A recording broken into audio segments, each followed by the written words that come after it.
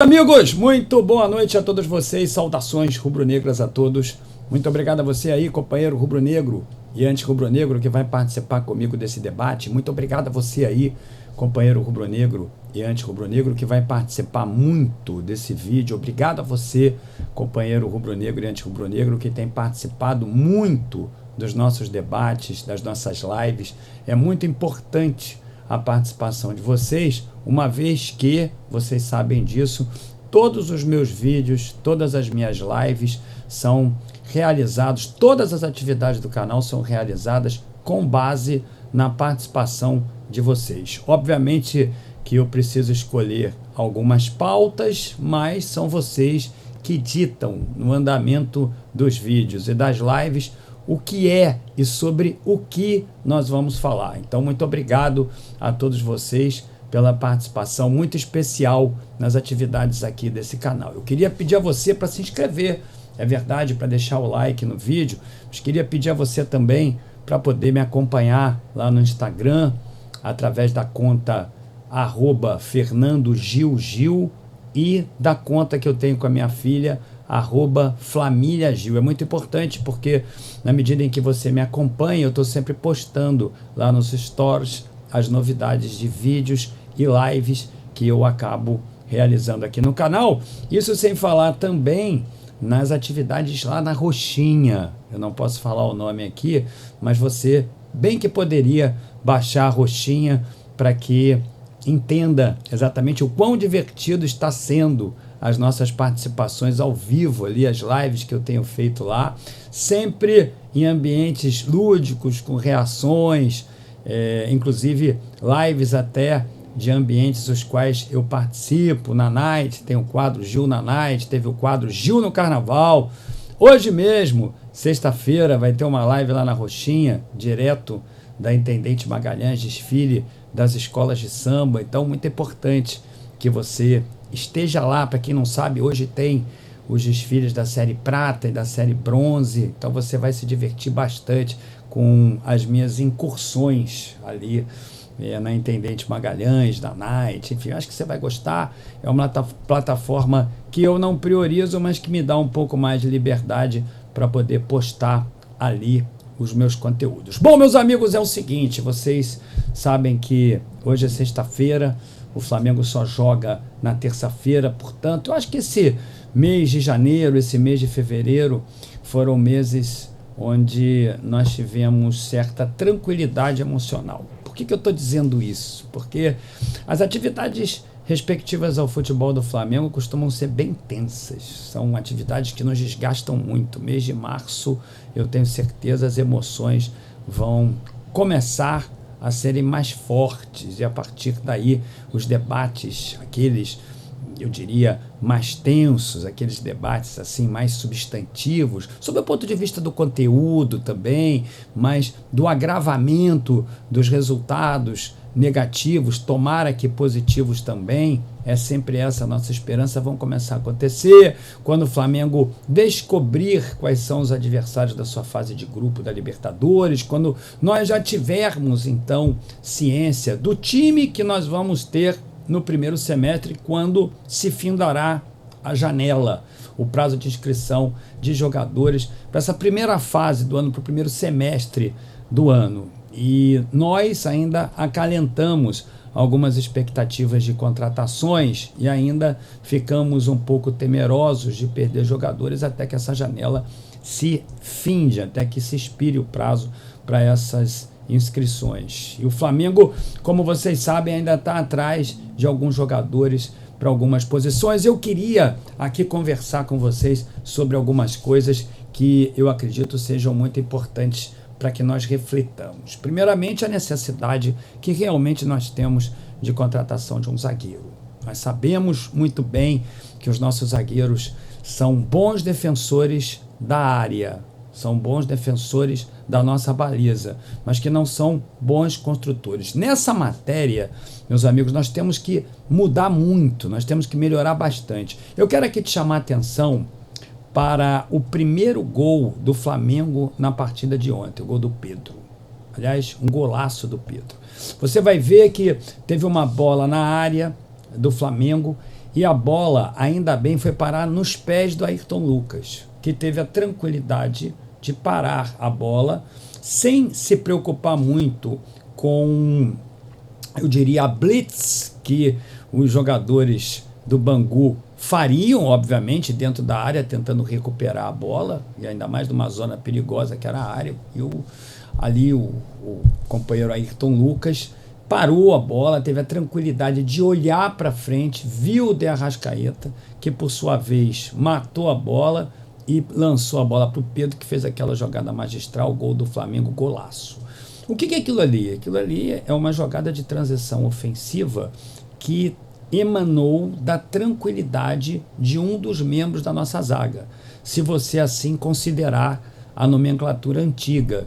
A nomenclatura antiga do futebol dizia que os dois laterais eram zagueiros laterais, que aliás eu acho que é assim mesmo que o Tite entende, porque os zagueiros laterais, os laterais do Flamengo, aliás, os laterais do Tite, dos times do Tite, não costumam ter muito protagonismo lá no ataque. São jogadores que são mais defensores do que atacantes. Uma pena, porque eu acho que tanto Ayrton Lucas quanto o Wesley, na verdade, são bons atacantes. Muita gente reclama ali do Wesley na parte defensiva.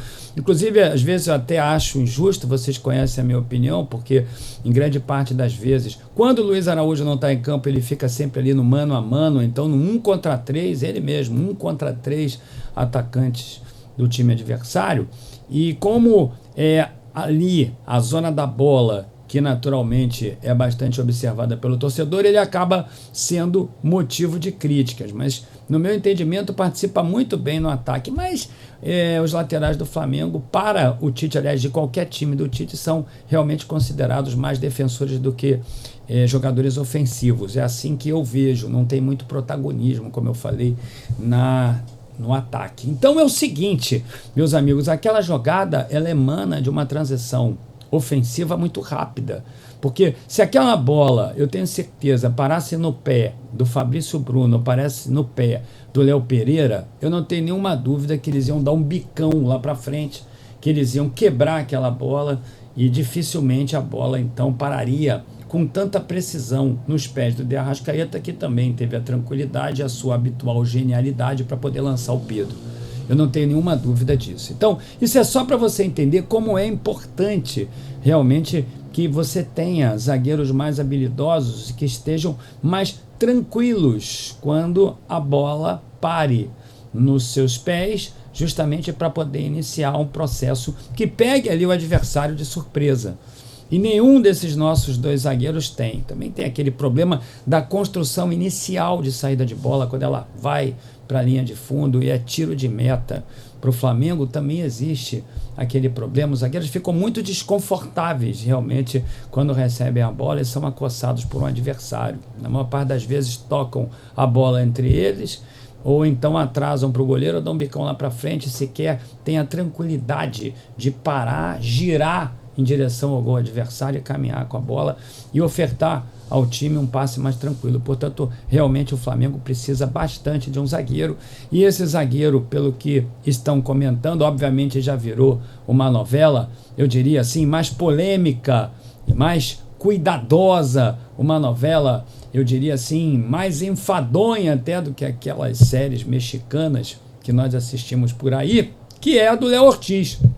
Parece que o Flamengo fez uma nova proposta, o jogador realmente quer vir para o Flamengo, isso é muito importante, o empresário dele também quer, já está tudo acertado com o jogador, mas o Bragantino, que é uma empresa, você sabe, o Red Bull, vai fazer de tudo para obter o maior ganho possível na transição com esse jogador. Tem muita gente até preocupada de que o Léo Ortiz não possa jogar a Libertadores pelo Flamengo na fase de grupos, porque está inscrito para poder participar das eliminatórias da pré-Libertadores pelo Bragantino. Pode sim, se ele jogar pelo Bragantino na pré-Libertadores, ele pode integrar o Flamengo sim na fase de grupos sem nenhum problema. Portanto, nós temos essa esperança que um jogador no meu entendimento, melhor do que aqueles que estão ali nesse quesito também de saída de bola, inverte bem os lados de campo, tem um bom passe longo, média, longa distância, tem mais tranquilidade para sair com a bola, mas também não é aquele zagueiro que eu iria comemorar gritando aí pela janela, você já conhece essa minha expressão, então é bem provável que o Léo Ortiz apareça por aí ainda nesse primeiro semestre. Tudo me faz concluir que sim, ao menos o que nós estamos lendo sobre notícias postadas pela maior parte dos articuladores de jornais, da mídia desportiva aqui no Brasil, do Rio de Janeiro e de São Paulo também. Nós sabemos, meus amigos, que o Mateuzinho agora já está confirmado, foi embora, já está confirmada a notícia, foi embora para o Corinthians, era aquilo que ele queria.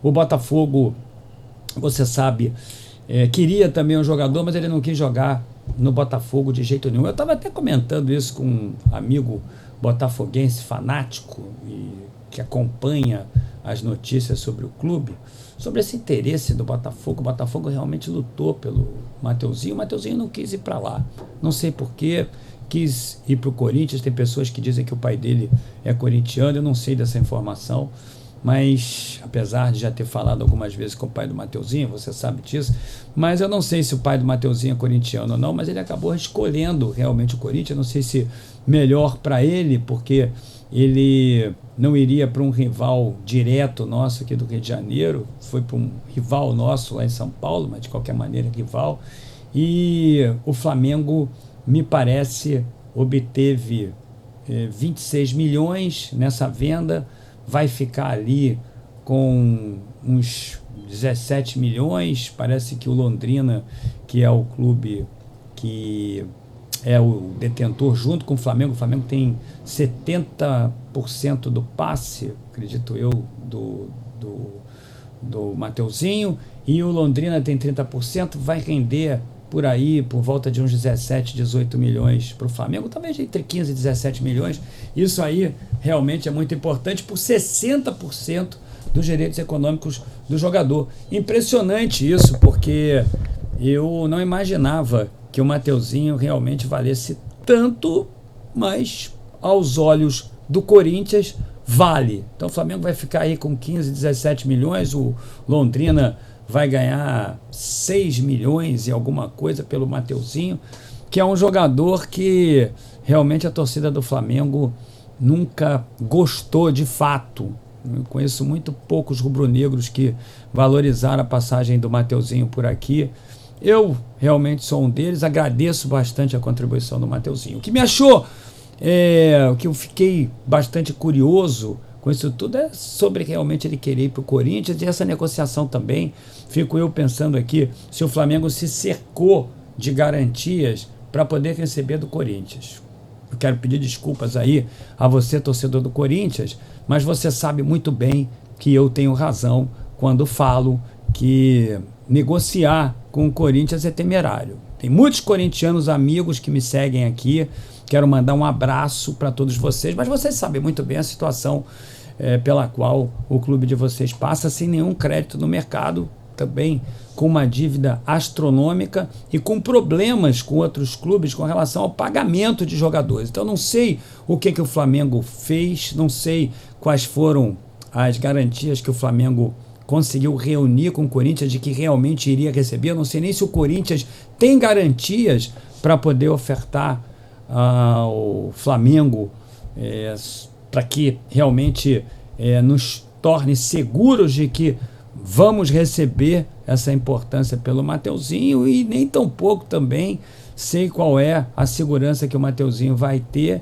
de receber os salários que naturalmente acordou com o time lá de São Paulo. Sinceramente não sei, isso aí era uma preocupação dos conselheiros do Flamengo de negociar valores com um clube que não está adimplente, ao contrário, está muito inadimplente com seus pagamentos com relação a clubes, salários e outras dívidas que o Corinthians tem, sem emitir a menor pista que trabalhe estruturalmente para poder resolver essa situação econômico-financeira de curtíssimo prazo que o Corinthians tem, porque não é um problema de médio e longo prazo, é um problema de curtíssimo prazo.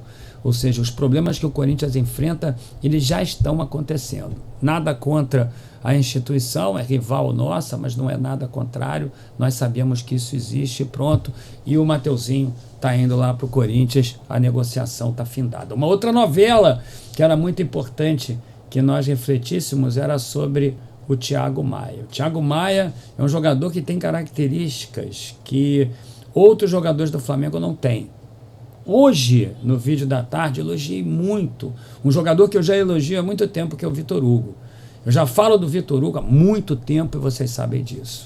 O Vitor Hugo foi um jogador que eu assisti na base, jogador que teve algumas participações no Flamengo no ano passado e sempre jogou com alto gabarito, sempre jogou de maneira muito elegante, sempre jogou, eu diria, com pistas muito importantes de que mais velho um pouco seria um grandíssimo jogador, que seria muito importante para o time do Flamengo, e eu realmente não conseguia encontrar meios de explicações justificativas para o fato dele não ter estreado ainda no Flamengo. Ontem, quando indagado sobre isso, o Tite passou a palavra para o César Sampaio, e o César Sampaio mencionou que ele havia tido uma lesão e que isso teria retardado o experimento do Igor Jesus no time do Flamengo. Ou seja, o Igor Jesus é um jogador muito bom, eu elogiei bastante esse jogador, e ontem ele jogou muito bem, inclusive sendo decisivo ali no lance do segundo gol, sendo decisivo ali em alguns lances capitais da partida, sabe jogar com linhas altas, enfim, eu fiz uma série de elogios a ele no vídeo da tarde.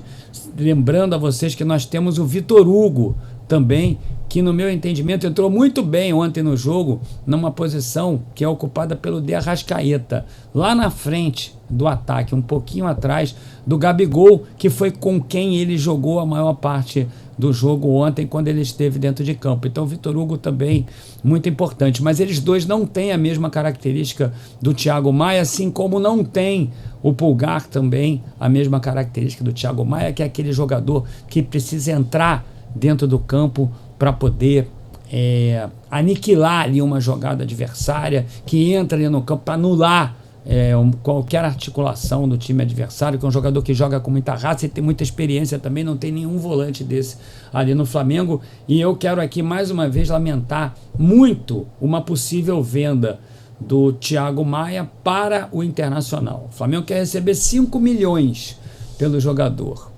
Isso daria mais ou menos uns 25 milhões de reais. 25 milhões de reais você não vai comprar um outro volante que tem as características desse jogador. Mas por 25 milhões, mais os 15 milhões que você vai receber do Mateuzinho, você vai juntando, fora uma sobra que o Flamengo já tinha, já daria para comprar algum jogador, um ponta-direita. Eu vou falar sobre isso daqui a pouquinho, para ver se vale a pena vocês refletirem comigo, para ver se vale a pena, se realmente o Flamengo precisa comprar um ponta-direita ou não. Porque eu acho que o Flamengo já tem esses jogadores ali no time. O Flamengo não precisa de outro jogador na ponta-direita, mas eu quero falar sobre isso daqui a pouco. Agora eu quero continuar a falar sobre o Thiago Maia. Eu acho muito pouco esse valor. É um jogador que vai se encaixar muito bem no Internacional, e é justamente por isso que o Kudê, técnico do Internacional, quer tanto o Thiago Maia no time. Eu acho que o Thiago Maia vai ofertar um sustentáculo defensivo ao time do Internacional, que o clube precisa em função dos jogadores que tem.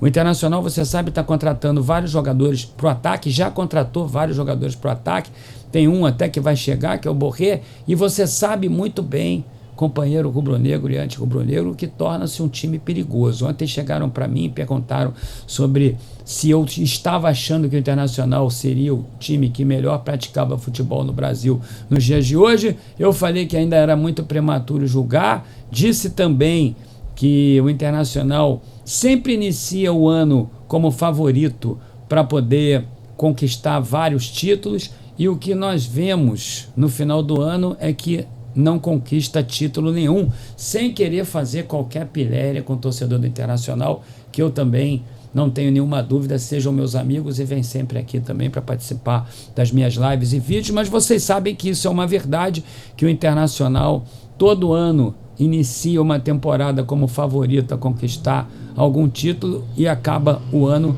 sem conquistar título nenhum. Esse ano, inclusive, nem na Libertadores está. Então, é muito importante que vocês entendam que esse jogador, o Thiago Maia, vai cair como uma luva ali. O Flamengo só quer 5 milhões pelo Thiago Maia. Eu, honestamente, companheiro rubro-negro e anti-rubro-negro, não venderia. Mas voltando agora ao assunto da ponta-direita, eu queria te perguntar o seguinte: o Flamengo tem que comprar um ponta-direita para quê? Eu não tenho nenhuma dúvida, meus amigos, que para o torcedor, quanto mais jogadores vierem, melhor. Eu não tenho nenhuma dúvida que quanto mais jogadores chegarem no Flamengo, mais empolgado o torcedor vai ficar. E, obviamente, o treinador vai ter um leque de habilidades, um leque de variedade muito importante para poder fazer mesclas na equipe.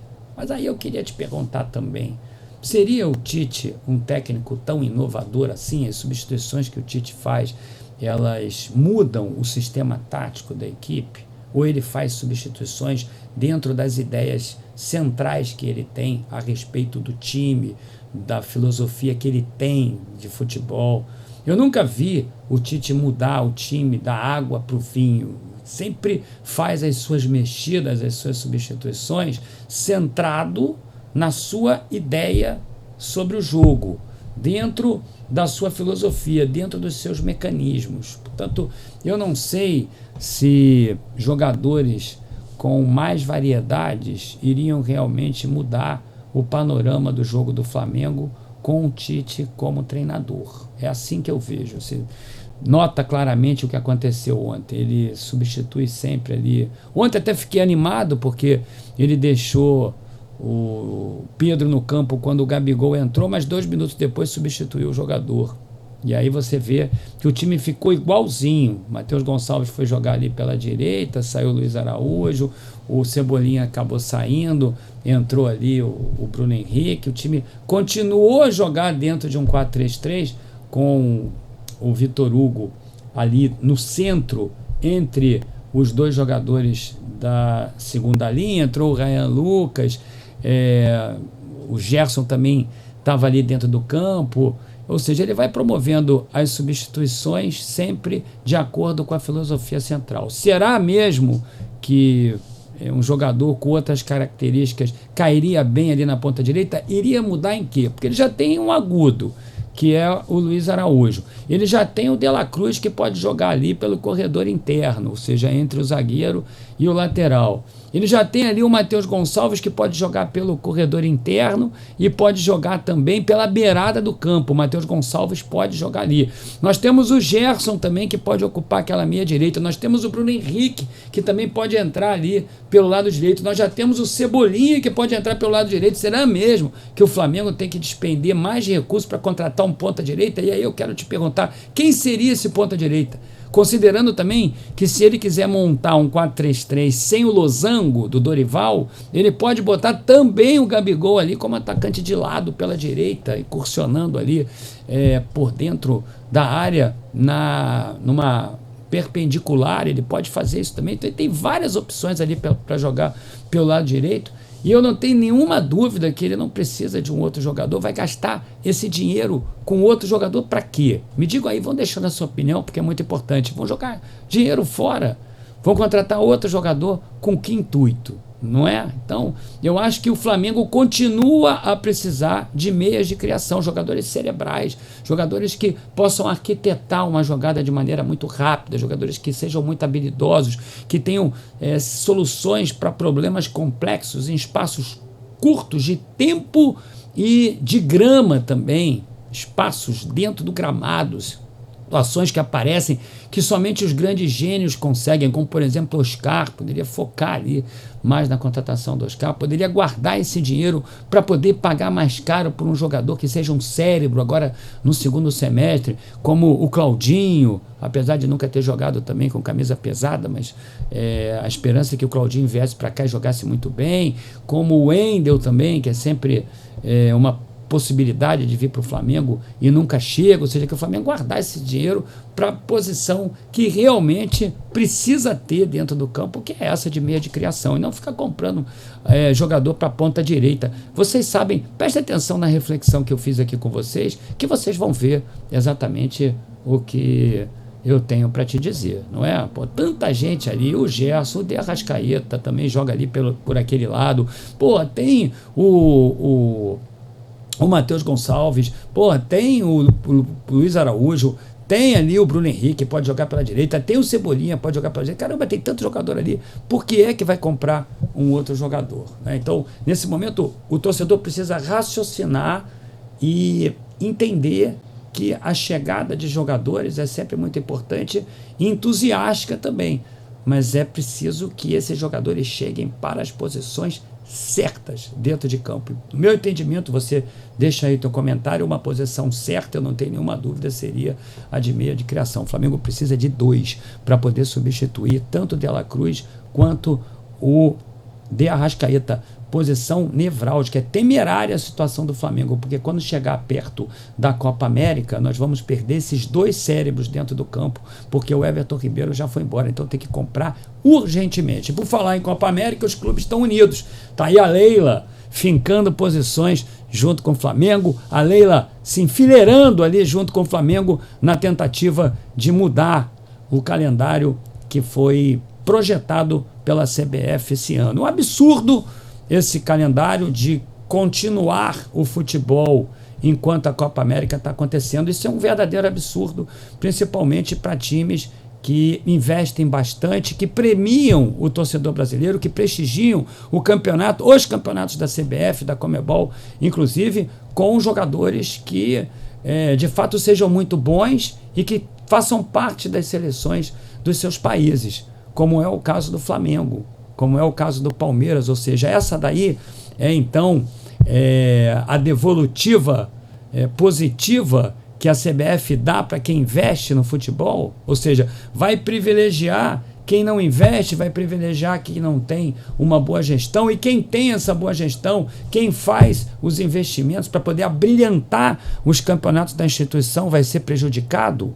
Não, eu não posso acreditar. Só o Flamengo, para a seleção do Uruguai, só para a seleção do Uruguai, o Flamengo vai perder 5 jogadores. É um verdadeiro absurdo, não é? Mas 5 jogadores, é verdade. Então, fico eu pensando aqui, meus amigos, se nós estamos corretos ou não, no sentido de pressionarmos a CBF também, ajudarmos a fazer essa pressão para que o campeonato, de fato, seja paralisado na época da Copa América. Aliás, eu citei 5 jogadores para a seleção do Uruguai, não, 4 jogadores para a seleção do Uruguai, é isso mesmo, o De La Cruz, o Vinha, o De Arrascaeta e o Varela. Isso, são 4 jogadores para a seleção do Uruguai e 1 jogador para a seleção do Chile, que é o Pulgar. Só para essas 2 seleções nós vamos perder 5 jogadores. E fico eu perguntando aqui se o Gerson também, se melhorar o futebol, não vai ser convocado. O Pedro ontem fez uma brilhante apresentação, fez 3 gols, se o Pedro também não vai ser convocado. Fico eu imaginando que se o Léo Ortiz chegar agora, bom jogador que começa a jogar muito bem para o Flamengo, também não vai ser convocado pelo técnico Dorival para que integre a seleção brasileira agora na Copa América, porque isso realmente vai acontecer. O Dorival gosta muito também do Vitor Hugo, é importante que vocês saibam disso, é um jogador jovem, é um trabalho que vai se iniciar agora para uma Copa que vai acontecer daqui a 2 anos e meio, então é algo realmente mais especulativo de teste. Ele pode fazer várias convocações ali e o Flamengo precisa brigar, e a Leila está junto com o Flamengo emprestando o seu prestígio, prestando o seu poder. Tem outros clubes também que estão defendendo essa situação, o Fluminense, o Internacional também está bem preocupado com isso, são outros clubes, o Atlético Mineiro, outros clubes que investem bastante aqui no futebol brasileiro, prestigiam o campeonato da CBF, os campeonatos da CBF, e vão ficar claramente prejudicados sem vários dos seus atletas, porque eles vão estar convocados para as seleções dos seus países para um torneio que, sinceramente, meus amigos, eu não acho da menor importância no calendário do futebol mundial. Ninguém assiste a Copa América, mas o Flamengo e os outros clubes são obrigados a ofertar os seus jogadores para essa competição. É isso realmente o que os clubes que investem muito no futebol brasileiro ganham com o investimento que realizam, ou seja, são prejudicados. Tenho certeza absoluta que a CBF vai rever esse calendário e nós, torcedores, precisamos fazer muita pressão, porque eu não tenho nenhuma dúvida. Você imagina, só esses 5 aí já são certos. Imagina só o Flamengo perdendo 5 titulares, porque são 5 titulares mais o Pedro, que eu tenho certeza que vai acabar sendo convocado também, continuando dessa maneira. Então o Flamengo, assim, para mim são 6 titulares que o Flamengo perderia de imediato. 6 titulares. E sem falar o Rossi também, que pode ser convocado para a seleção argentina se entrar numa boa fase. Ainda estamos um pouco céticos com o Rossi, mas enfim, tudo pode acontecer, não é? Então, é preciso que nós, eu tenho repetido muito essa expressão, é preciso que nós falemos cuidado para que não escutemos coitados. É isso aí. Bom, meus amigos, então um grande abraço para vocês. Tenho certeza que eu fiz uma resenha reflexiva aqui muito importante para vocês. Amanhã, sábado, tem mais vídeos. Domingo tem 2 lives. Isso mesmo, 2 lives no domingo.